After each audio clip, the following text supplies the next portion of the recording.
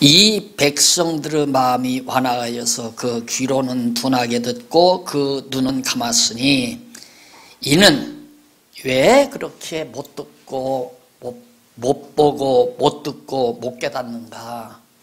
그 이유는 거기 나와요. 그 이유는 눈으로 보고 귀로 듣고 마음으로 깨달아 돌아와 나의 고침을, 여기 나의 고침이라는 말은 하나님의 고침을 받을까 함이라 하였으니, 하나님께서 이사야 선지자로 이미 예언했다.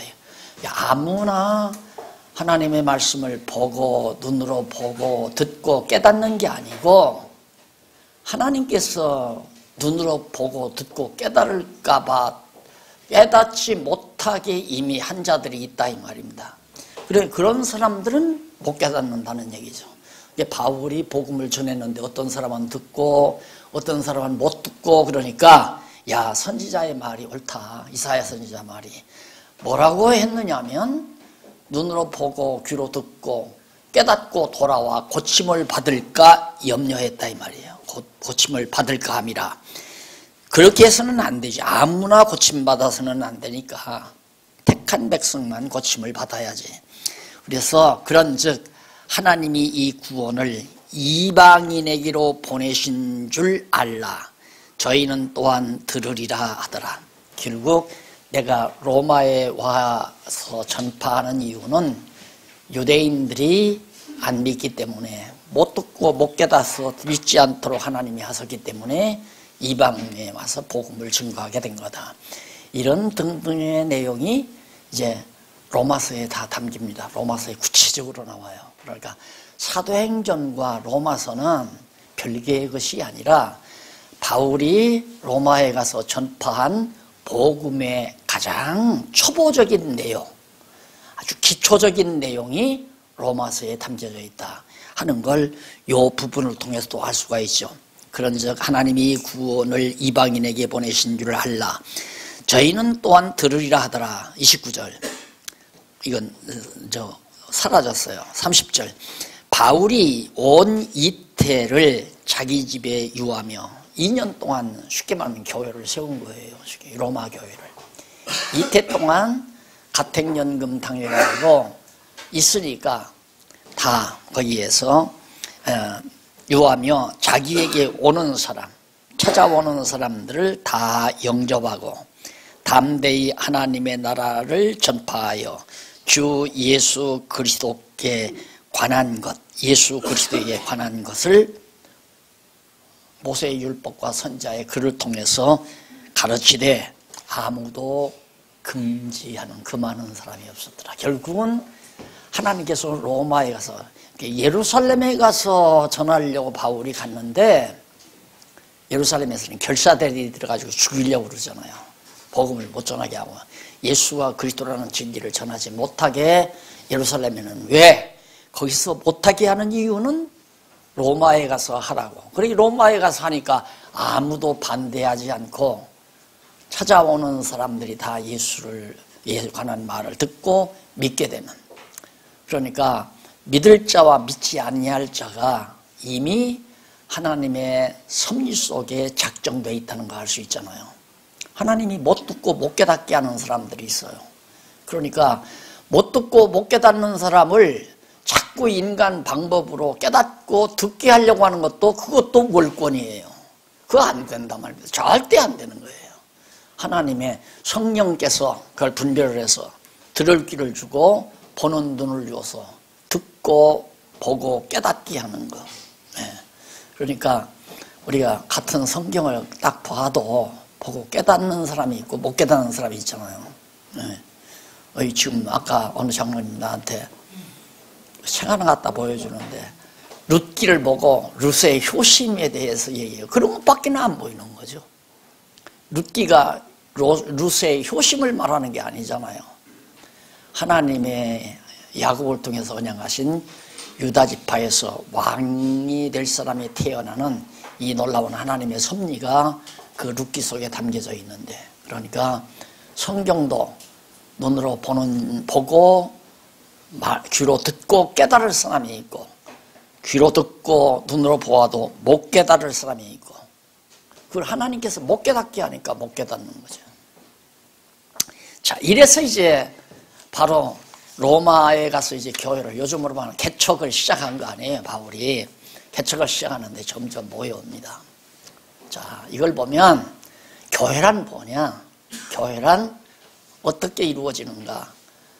교회가 안 믿는 사람을 믿게 해서 교회를 세우는 게 아니고 창세전 그리스도 안에서 이미 구원받기로 예정된 자들을 말씀으로 거듭나게 해서 교회를 세워가는 거란 말입니다. 그러므로 교회는 구원받은 자들의 모임이에요. 구원받은 자들의 모임이 교회지, 구원받지 아니한 자들을 모여놓은 것은 교회라고 할 수가 없죠. 그건 교회가 안 되는 거죠. 왜냐하면 이미 구원받은 자들은 그리스도의 영이신 성령으로 거듭난 자가 바로 구원받은 자 아니에요. 거듭난 자들이 그리스도의 지체로 완전히 모여서 그리스도와 연합한 관계를 이루기 때문에 그걸 교회라고 말하는 겁니다.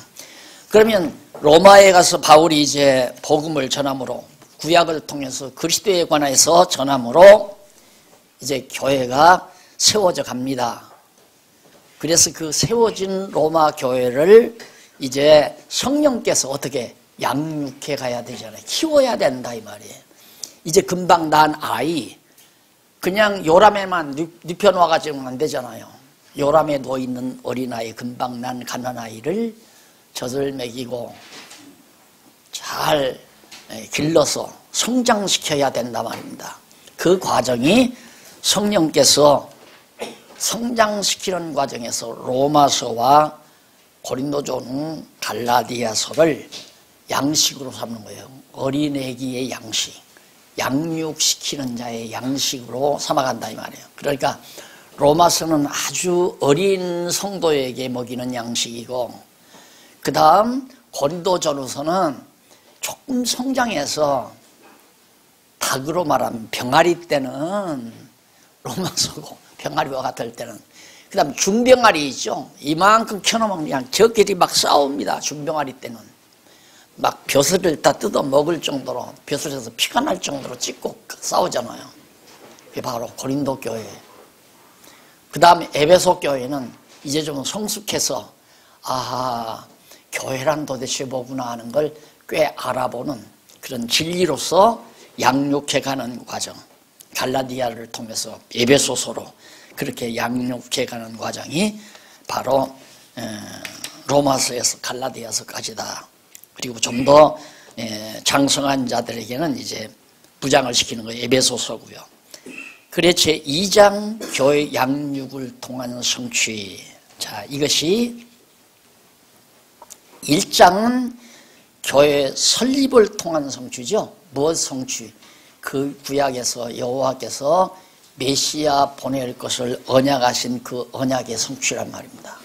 그러니까 2장의 제목이 8113페이지 2장 제목이 교회 양육을 통한 성취하면 주님의 몸된 교회를 양육함으로 이제 사도행전을 통해서 설립됐잖아요. 창립이 됐거든요. 교회가 사도행전을 통해서 주님의 몸된 교회가 설립이 됐어요. 창립이 됐어요. 창립된 교회를 이제 양육해가는 과정에 자라게 한다. 누가? 성령께서. 거기에도 내가 끼어들면 안 돼요. 목사님들이 끼어들면 안 되고, 교회를 키우는 것도 오직 성령의 역사예요. 다만 그 일에 우리들은 쓰임받는 종에 불과한 거죠. 내가 내 계획대로, 내 생각대로, 내 이상대로 교회를 키우는 게 아니고 교회를 성장시켜 가시는, 양육시켜 가시는 성령의 사역에 우리는 일꾼으로 쓰임받는다. 쉽게 말하면 목자가, 양을 치는 목자가 목동에게, 양을 목동에게 맡겨가지고 풀 있는 곳을, 목자는 이제 풀밭을 다 가꾸고 양들이 잘 먹고 시냇물이 흐르는 적당한 곳을 채택해서 양들을 길러갑니다. 그런데 그 일에 심부름꾼으로 누가? 목동, 이제 양들 지키고 맹수들이 쳐들어오지 못하게 살피고 이런 일들을 하는 일꾼으로 쓰임받는 것이 목동이듯이 우리 목사님들은 참 목자 되신 선한 목자 되신 그리스도께서 신령한 양무리들 우리 성도들을 양육해가는 일에 쓰임받는 하나의 초동목동처럼 쓰임받는 종에 불과한 것이다. 그래서 성령의 뜻을 항상 살피는 게 중요한데 성령께서 교회를 양육시켜 가니까 그러면 성령의 뜻대로 양육시켜 가려면 당연히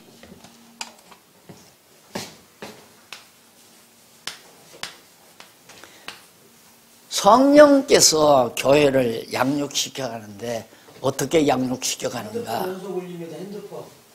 네, 핸드폰 이렇게 좀 끄셔줍시다. 핸드폰을 끄셔야 꺼.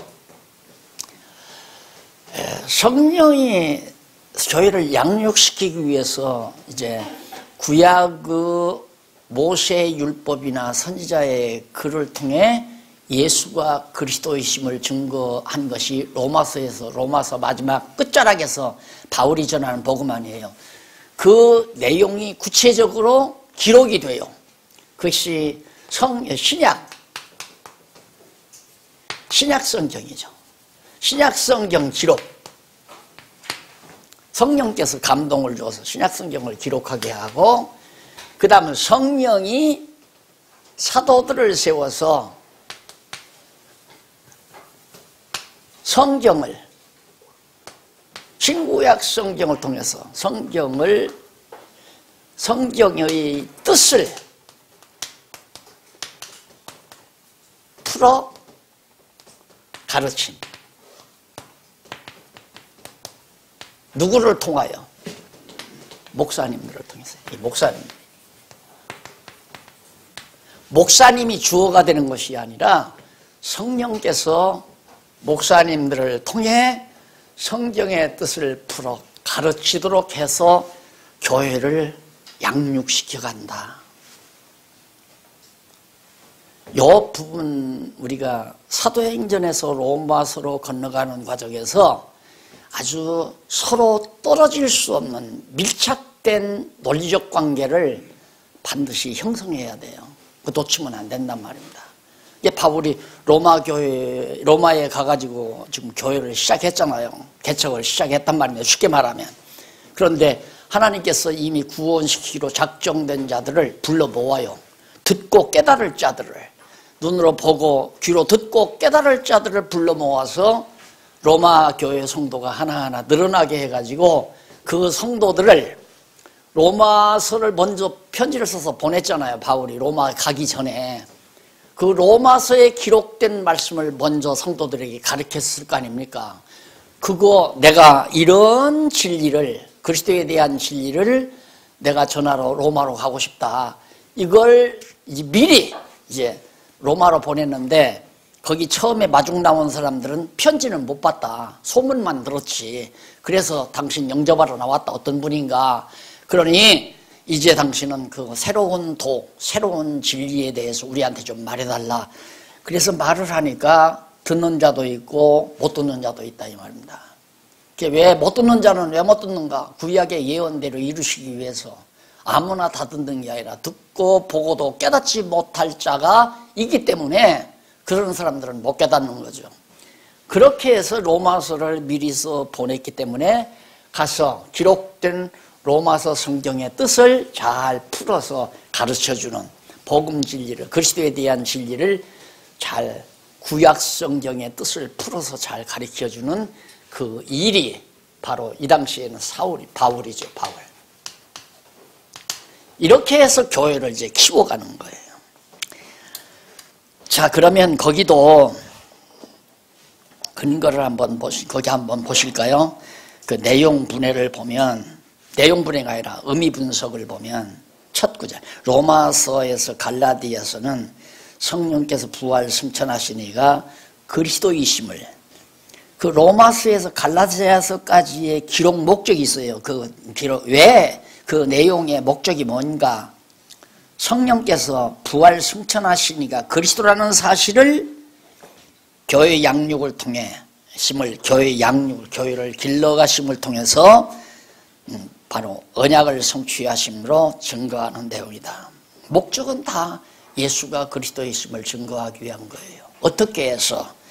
바로 교회 양육을 통해서 이렇게 신약 성경을 기록하고 그 기록된 성경의 뜻을 잘 풀어 가르쳐 줌으로 교회를 양육한다.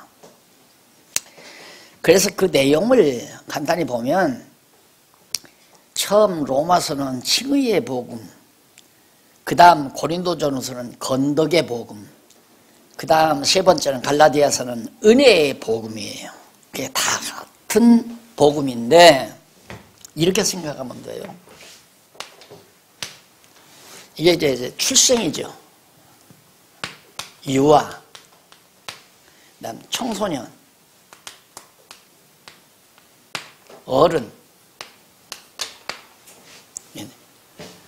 자, 유아 때는 바로 칭의의 복음이에요. 칭의. 청소년 때는 바로 건덕의 복음이고, 어른 때는 은혜의 복음이고. 근데 이때는 완전히 유학이라서 그냥 죄 중에서 잉태해서 죄 중에 출생한 자거든요. 죄인이란 말입니다. 죄인. 죄인으로 다 택자나 불택자나 할 것 없이 모든 인간은 다 죄인으로 태어나잖아요. 죄인으로 처음 태어나니까 태어난 자를 거듭나게 해서 거듭난 성도로 하여금 하나님께서 의롭다고 일컬어 주었다 그 말이에요. 거듭나고 중생한 너희는 의롭다. 너희들이 무슨 공로가 있고 행위가 거룩해서 의로운 것이 아니라 내가 성령으로 거듭나게 해서 의롭다고 일컬어 주었다. 그래서 의인이라는 사실을 알려줘요. 그러니까 아기가 그러잖아요. 아기도 엄마들이 아이를 낳으면 자기가 낳는 어린아이 안 이뻐하는 어린아이가 없잖아요. 자기 아이가 제일 잘생겼고 제일 이쁘고 자기 아들이니까. 그러듯이 하나님께서도 성령의 감동에 성령의 능력에 의해서 거듭나게 한 자는 다 하나님의 아들이니까, 거룩한 하나님의 아들이니까 의롭다고 하나님께서 일컬어 주는 거다. 그게 로마서예요. 이건 로마서. 이건 고린도 전후서. 조금 키워놓으니까 7, 8살, 10여 살 먹게 되면은 형제끼리 계속 다툽니다. 주먹 치고 싸우고. 왜? 서로 장난감 서로 갖다고 싸우기도 하고, 또 제 말 안 듣는다고 싸우기도 하고, 서로 잘났다고 서로 어머니한테 아버지한테 일러대면서 집안을 시끄럽게 해야죠. 그게 청소년기예요. 그 다음 어른이 되면 바로 그때에서야 철이 좀 들어가요. 철이 성장하면 어른이라고 이제 이게 여기를 소년기라고 하십니다. 여기 청년기라고. 청년기가 되면 그때야 어머니 아버지의 고마움을 하나요. 은혜의 복음이라면 은혜를 깨닫게 해요. 그래 하나님의 은혜를 아는 자만이 그래도 꽤 성숙된 성도라고 할 수 있죠. 하나님의 은혜를 아는 자. 우리 아이들이 그냥 어렸을 때는 자연히 집에 있으니까 옷도 사주고 밥도 먹여주고 다 맛있는 것도 사주고, 그거 하나 아버지 어머니 은혜인 줄 몰라요. 모르다가 조금 크면 아버지가 다 목져서 다 장난감 사주는데도 장난감 갖고 막 싸워요. 그리고 자기 목을 지키기 위해서 서로 다투고 울고 불고. 그러다가 조금 크게 되면 어머니 아버지 앞에서 싸우면 안 되겠구나. 어머니 아버지가 내 등록금을 내기 위해서, 나 옷 사주기 위해서 엄청나게 수고하고 애쓰고 직장에 가서 말할 수 없이 고난을 당하며 고통을 당하면서도 돈 벌어다가 나 등록금 내주고, 그때야 은혜를 깨닫게 되죠. 그래서 이렇게 칭의의 복음, 건덕의 복음, 은혜의 복음으로 이 갈라디아서죠. 이렇게 해서 양육해 가는 겁니다. 그러니까 로마서, 고린도전, 갈라디아서가 따로가 아니라 바로 양육시키시는, 양육이죠. 교회를 양육시키는 주요한 신령한 양식이에요. 그러니까 이렇게 안 가르치면 영혼이 안 자라요. 인간의 영혼이 안 자란답니다. 안 자란단 말입니다. 그러면 어떻게 해야 되는가? 우리나라 경우로 봐서는 하여튼 축복을 강조한 교회가 먼저 다 컸어요. 교회가. 엄청난 큰 교회가 다 돼버렸어요. 그런데 이게 알고 보니까 예수 믿는 사람만 먹고 사는 게 아니라 안 믿는 사람들이 더 잘 되거든요. 대재벌들이, 한국의 대재벌들이 다 예수를 안 믿는 사람이고 아니면 불교에 관심 있는 사람이고 절을 지어준 사람들이 다 큰 재벌들이고, 그러니까 이제 이게 똑똑한 사람들이 이거 아니로구나 이렇게 된 거예요. 그러니까 이걸 가르쳐 줬어야죠. 하나님이 너를 성령으로 거듭나게 했다. 너는 하나님 앞에 의인이다. 그러니까 절대 하나님의 자녀들끼리, 형제들끼리 싸우지 말아라. 그리고 어머니 아버지 은혜가 무엇인지를 너는 깨달아야 된다. 이렇게 가르쳐야 될 거 아니에요. 이렇게 가르쳐야 신앙이 성숙해요. 그러면 철들어서 어머니 아버지 정도 은혜를 깨달을 정도 되면 이제 어디로? 장성했으니까 시집을 보내야 되잖아요. 장가도 보내고. 그러면 독립적으로 자기가 가정을 이루죠. 그게 이제 여기 이제 양육, 그 다음에 이제 무장 나가요. 무장. 이건 이단 배우겠지만 양육시켜서 이렇게 청년으로 양육시켜가지고 무장을 시키는데, 왜 무장을 시키는가? 진리 싸움하기 위해서. 이 정도 되면 이제 또렷또렷 성도들이 크는 거죠. 내가 포를 쏘아야 될 건가, 소총을 쏘아야 될 건가, 안 그러면 미사일 부대에 가서 일을 해야 될 건가, 그걸 알잖아요. 자기 전공 찾아서. 그렇게 각각 은사 따라서 신앙생활에 무장을 단단히 하고, 그렇게 되면 이제 목사님들과 이거 완전히 하나의 동력자가 되는 거죠. 성장해가지고. 그런데 우리 한국 교인들은 죽는 날까지 목사 없이는 신앙생활을 못하는 상태에 놓아져 있어요. 왜? 전부 기형아로 길러가지고. 전부 기형아. 싸우는 것도 아주 잘난 사람들이 더 싸워. 교회 지도자들이 더 싸워요. 아주. 그냥 어디서 싸우느냐? 교회 안에서 싸우는 게 아니야. 법관 앞에 가서 싸워. 죽일 놈 살릴 놈 해가지고. 저놈은 사기꾼이 문 해가지고. 대단한 총회장들이, 교단의 대단한 인물들이 법관 앞에 가서 잘했다 못했다 싸움을 벌이고. 이게 교회가 아니잖아요. 자, 그래서 이런 과정이 지금 우리가 공부하는 게 양육 과정이거든요. 내가 하나님께서 나에게 보내준 영혼들을 어떻게 무엇으로 길러야 할까? 어떻게 이렇게 차례차례로. 어렸을 때는 칭의의 복음을, 로마서를 잘 가르쳐서, 조금 커서 자꾸 쌈박질하면 그러면 안 된다는 것을 건덕의 복음, 고린도전서를 통해서 잘 가르치고, 그 다음 정말 하나님의 은혜가 무엇인지를 정말 갈라디아서를 통해서, 은혜의 복음을 통해서 잘 깨닫게 만들어 놓으면 하나님의 은혜에 감사하고 감동해서 은혜의 영광을 찬송하며 사는 철든 자식으로, 철든 성도로 성숙해 가는 거죠. 그 다음에 이제 무장시키는 거예요. 교회 진리로 무장하고 계속해서. 그렇게 교회를 해나가야 되는데, 이게 보세요. 자, 나한테 우리 교회로 처음 15사람이 왔어요. 그럼 5사람 놓고 이제 로마서를 가르치는 거죠. 근데 로마서 5장밖에 안 가르쳤는데, 16장인데 5장밖에 안 가르쳤는데 새로운 교인이 또 와요. 그럼 한 방에 다 놓고 또 가르치는 거예요.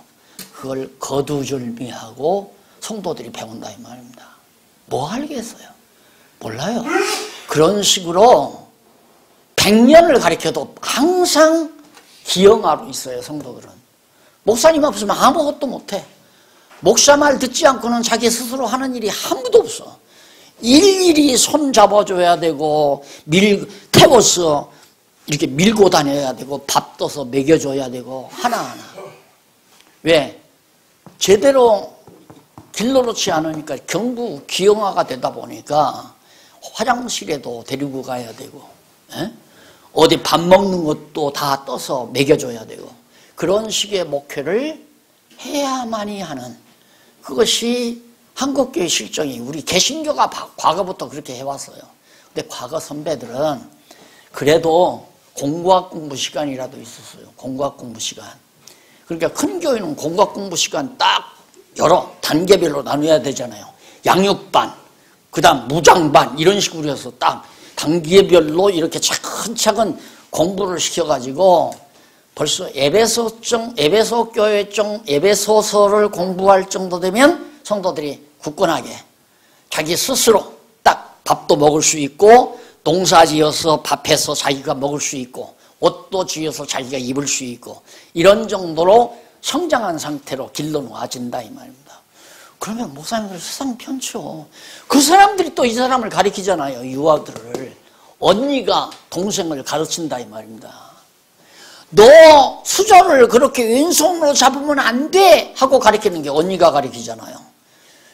오른손으로 잡아야 돼. 그리고 젓갈은 그렇게 잡으면 안 돼, 이렇게 잡아야 돼 하고 전부 가르치듯이 선배가 후배를 가르치는 거예요. 이런 식으로 교회가 되졌어야 되는데, 저도 그렇게 못한 것이 한스럽기는 해요.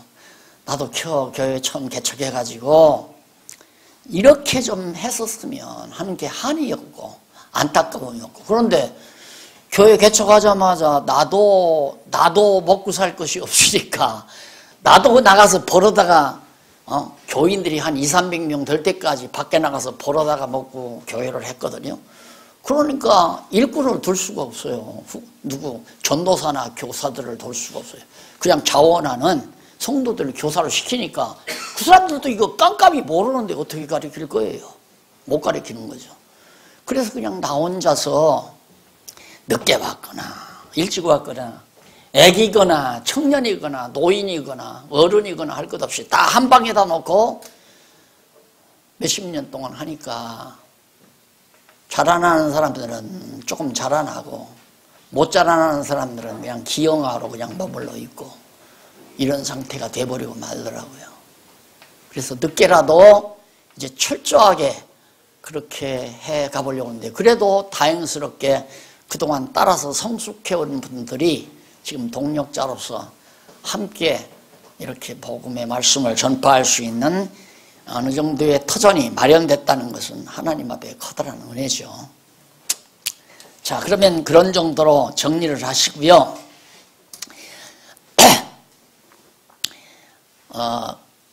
이 모든 이제 로마 교회를 세워서 양육시켜 자라게 하는 것은, 이미 교회라고 하는 것은 하나님 나라 아니에요. 지상에 있는 하나님 나라. 그러니까 첫 아담에게 하나님께서 생육하고 번성하라, 땅을 정복하라, 다스리라, 이 세 가지 3대 언약을 하시고, 그 언약에 따라서 결국 아브라함에게 역시 똑같은 3대 언약과 더불어 이스라엘 나라를 하나님께서 세워줬단 말이에요. 그 하나님 나라에 대한 모형이거든요, 이스라엘 나라가.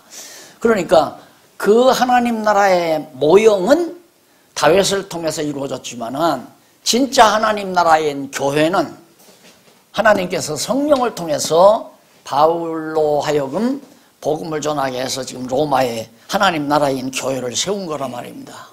이 세워놓고 이걸 자라게 하시는 것이 바로 그 하나님의 말씀의 근거가 거기에 나타나는 거죠.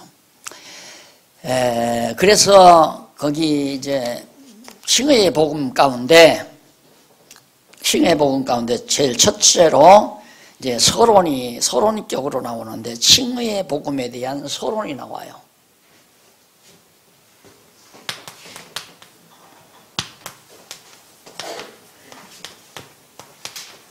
서론.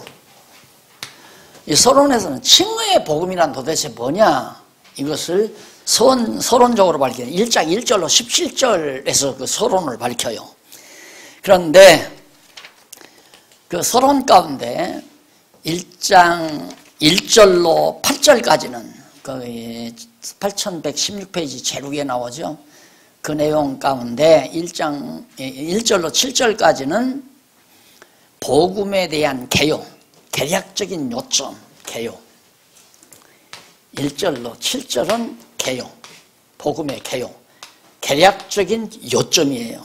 이게 문제는 공부라는 게 뭐냐면 방대한 한 페이지나 두 페이지에 나오는 내용 자체를 간단하게 개략적으로 요점 정리할 수 있으면 공부를 할 수 있는 거거든요.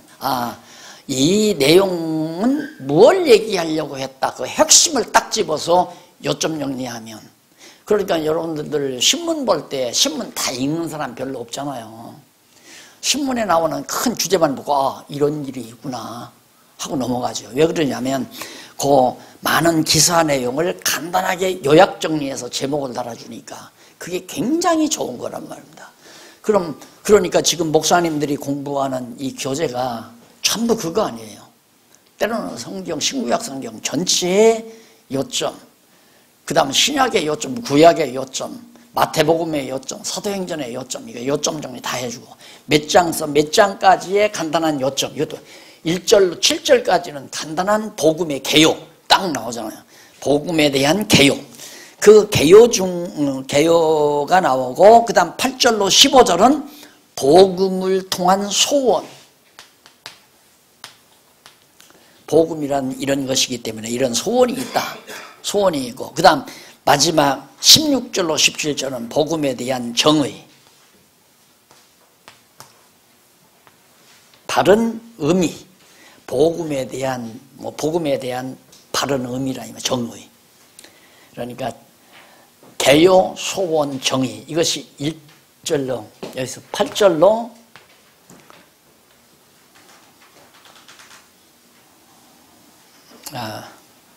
8절에서 15절. 15절은 이제 소원이고 개요고 그 다음 16절에서부터 17절은 정의고 복음의 정의. 복음이란 도대체 뭔가 그걸 간단하게 정의해 주는 내용입니다. 자, 그러면 한번 여기서 이 내용을 한번 성경 하나하나, 왜냐하면 이제부터는 진도가 빨리 나갈 수가 없어요. 왜 그러냐면 앞에서 사도행전은 역사적인 사건 아니에요. 바울이 여차여차 배 타고 뭐 풍랑을 만나고 이런 사건을 기록한 거기 때문에 목사님들이 대략 다 안단 말입니다. 그러니까 사건의 핵심만 집어서 척척 넘어가니까 좀 빨리 진도가 있지만 이건 이처럼 완전히 논리적이에요. 하나하나가 전부 논리적이기 때문에 토시 하나가 중요하고 접속사 하나가 중요한 거예요. 그래서 어쩔 수 없이 성경 하나하나 읽어가면서 정리를 해야 됩니다. 그런데 목사님들이 읽는 데 좀 도움을 주시면 참 좋겠는데 한번 1절부터 목사님 한번 읽어보시죠. 예수 그리스도의 종 바울은 사도로 부르심을 받아 하나님의 복음을 위하여 특장함을 입었으니 이 복음은 하나님이 선지자들로 말미암아 그의 아들에 관하여 성경에 미리 약속하신 것이라. 네. 바울이 누구냐? 나는 예수 그리스도의 종 바울이다. 그런데 사도로 부름을 받았다. 그 사도로 부름을 받아서 하나님의 복음을 위해, 왜 부름 받았는가? 복음을 위해서, 하나님의 복음을 위해서 택함을 받았다. 나는 누군가? 예수 그리스도의 종이다. 그런데 나는 사도로, 종 중에도 사도로 부름을 받았다. 왜 사도로 부름을 받았는가? 받은 이유는 바로 택정함을 입어서 받았는데 이 복음을 위해서 택정함을 받았다. 그런데 이 복음은 뭐냐? 바울이 택정함을 받은 목적인 복음이 도대체 뭐냐? 간단하게 정리되죠. 하나님이 선지자들로 말미암아 그 아들에 관하여 성경에 미리 약속하신 것이 복음이다. 예수 그리스도 메시아를 약속했잖아요. 구약에서 메시아 선지자들을 통해서 메시아 보낼 걸 약속했는데 바로 메시아가 복음이다 그 말이에요. 그래 구약의 선지자로 언약대로 오신 예수 그리스도 자체가 바로 복음이다. 그래서 거기 이제 택함을 받았다. 택함이라고 하는 이 말은 아포리조라는 말이에요. 이는 규정하다 또는 지명하다. 하나님께서 너 하고 딱 지명해서 사도로 세우셨다. 완전히 하나님의 주권이죠. 나 좀 시켜주세요 하고 전에 제가 소위 성령운동 초기에 산기도 하러 가보면 산기도 하러 이제 이렇게 가보면 옆에서 기도하는 사람이 주여 나를 위대한 주의 종으로 사용해 주시옵소서 하고서 목이 터져라고 난리를 쳐요. 자기를 위대한 아주 능력 있는 전망 그런 훌륭한 부흥사가 되게 해주세요. 능력 있는 종이 되게 해주세요. 그런다고 되는 게 아니잖아요. 내가 원하는 자로 말미암음도 아니고 다른 막지라는 자로 이 로마서에 그게 다 나와요. 자, 그러면 3절로 4절 한번 보실래요? 그의 아들에 관하여 말하면 육신은 다윗의 혈통에서 나셨고 성경의 영이로는 죽은 자들 가운데서 부활하사 능력으로 하나님의 아들로 선포되셨으니 곧 우리 주 예수 그리스도시니라. 네, 예수 그리스도가 바로 복음이다 그 말이에요. 쉽게 말하면 그 앞문장 그 1절로 2절 문장을 정리해서 보면 마지막에 바로 성경에 미리 약속한 것 뭐가 복음이란 뭐냐 구약 성경의 선지자들을 통해서 미리 다 앞서 다 약속해 놓은 것이다. 그 약속한 것이 뭐냐 예수 그리스도다 그 말이에요. 그런데 복음 전한다면서 예수가 그리스도라고 안 가르치면 그게 복음이 될 수가 없잖아요. 이 복음의 핵심은 예수가 그리스도라고 가르쳐야 한다. 그래서 오죽하면 우리들이 신약 성경이 뭐냐 신약 성경의 주제가 뭐냐 예수는 그리스도이시다. 신약 전체에 마태복음에서부터 요한계시록까지 전체 내용의 주제가 뭐냐면 예수는 그리스도이시다. 그래서 바로 신약 성경의 큰 주제를 그리스도 성취 구약에서 미리 약속하신 메시아가 성취된 것이 신약이다 그러니까 그리스도 성취 그게 신약의 제목이죠. 신약의 간단한 제목이 뭐냐 그리스도 성취 그리스도가 성취된 진리다 그 말이에요. 자, 그 다음 5절로 7절 또 누가 읽어보시죠. 그로 말미암아 우리가 은혜와 사도의 직분을 받아 그의 이름을 위하여 모든 이방인 중에서 믿어 순종하게 하나니 너희도 그들 중에서 예수 그리스도의 것으로 부르심을 받은 자니라. 로마에서 하나님의 사랑하심을 받고 성도로 부르심을 받은 모든 자에게 하나님 우리 아버지와 주 예수 그리스도부터 은혜와 평강이 있기를 원하노라. 네. 그 앞에 3절에 보면 이 아들로 말하면 나오죠. 이 아들로 말하면 육신으로는 다윗의 혈통. 왜? 다윗이 유다 지파니까 우리 구약 배우면서 다 했잖아요. 다윗이 유다 지파니까 다윗의 혈통에서 나와야 돼요. 예수는. 그러니까 마태복음 1장 1절에서 아브라함과 다윗의 자손 예수 그리스도의 세계라 이렇게 나오잖아요. 그러니까 지금 목사님들이 지금까지 공부한 그 패턴과 흐름으로 성경을 보고 나가면 구태여 복잡하게 갖다가 꼬여 붙이고 억지로 갖다가 이론을 만들어낼 필요가 없어요. 그냥 그대로 술술술술 풀려나가죠. 그럼 다윗의 혈통에서 나왔다는 것은 구약의 언약대로 나셨다 이 말이에요. 구약에서 이미 언약한 말씀대로 다윗의 혈통에서 유다지파 다윗의 혈통에서 났다.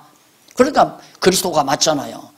또 성결의 영으로는 죽은 자 가운데 부활하여 예수님 죽었다 부활했다 이 말. 부활하여 능력으로 하나님의 아들로 인정됐다. 하나님의 아들로 부활하심으로.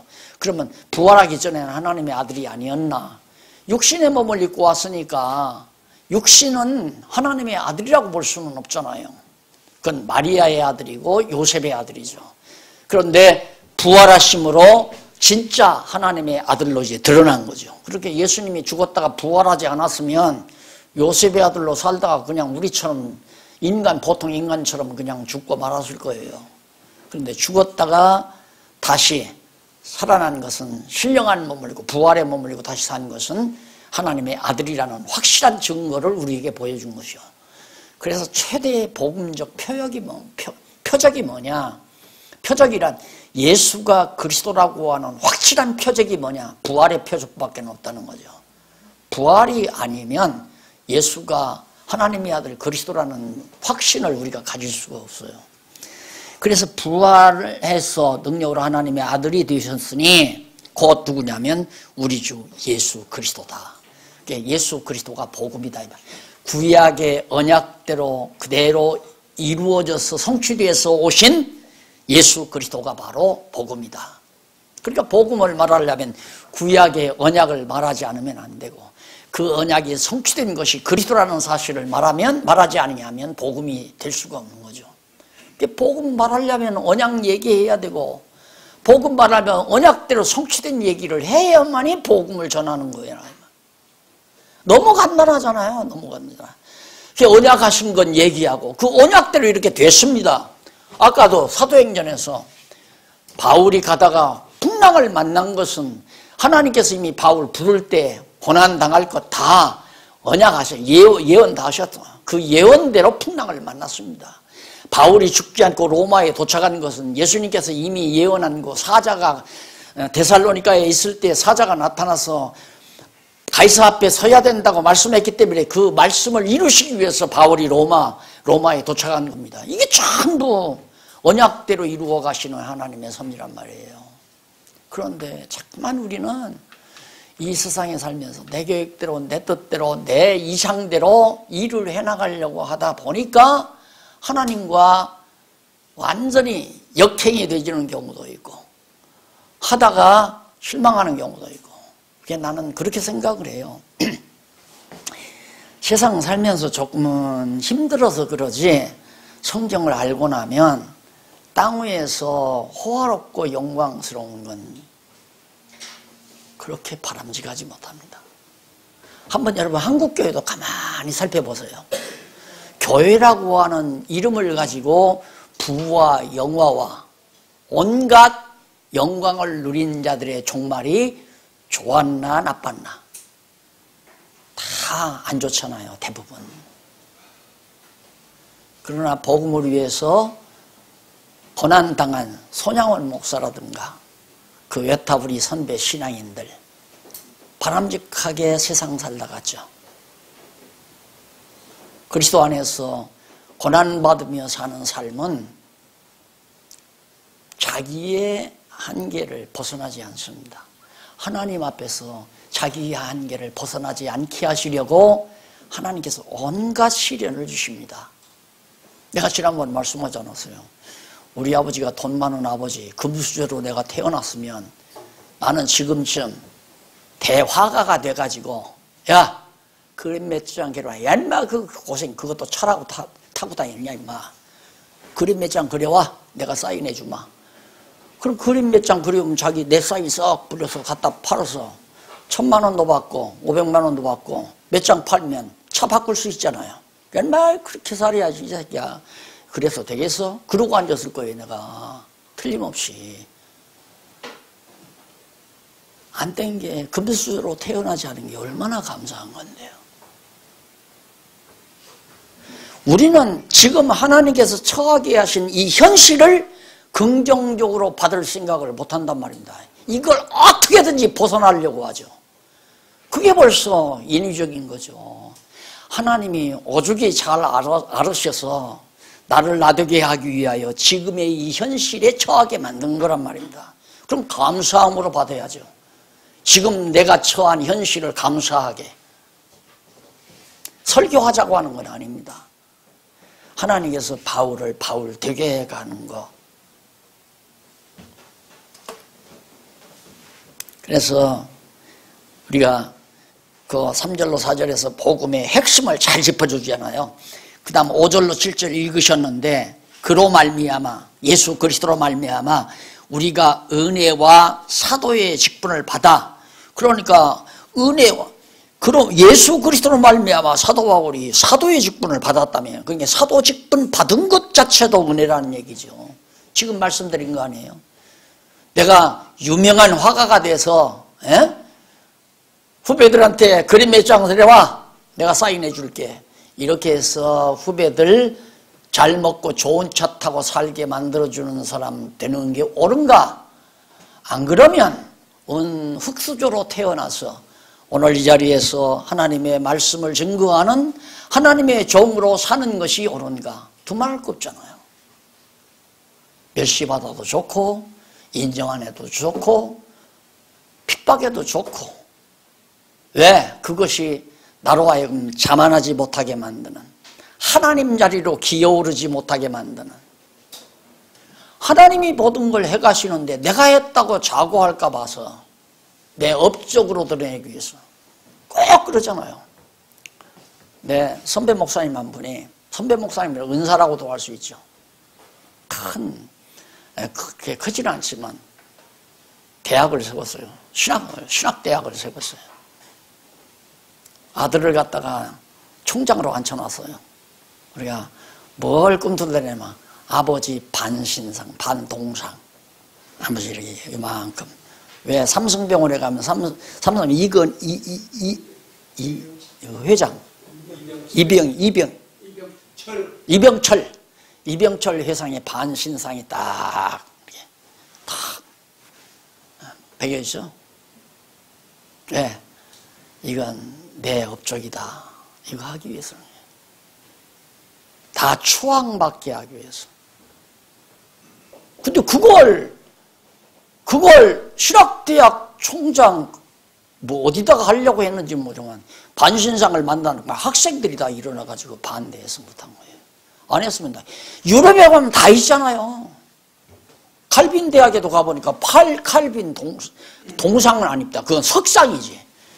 큰 돌에다가 칼빈의 모습을 막 전신을 다 이렇게 다 새겼어요. 칼빈 그리고 뭐 거기 같이 일하던 몇몇 네 사람인가 쫙 한꺼번에 칼빈 대학 앞에. 그거 안 되죠. 왜? 칼빈이 세운 대학이 아니잖아요. 여기도 칼빈 신학이 있어. 칼빈 신학대. 이런 것부터가 다 사람들을 헷갈리게 만드는 경우란 말입니다. 그냥 귀하게 쓰임받다가 죽는 것만도 한이 없는데 그래 그것도 모자라서 동상이라도 남겨놓고 가보자 하는 인간의 그 얄팍하고 치졸한 생각 자체가 끝없이 우리 아래에서 작용하니까 하나님께서 사정없이 우리를 깎아내리는 거예요. 그게 복인 줄 알아야죠.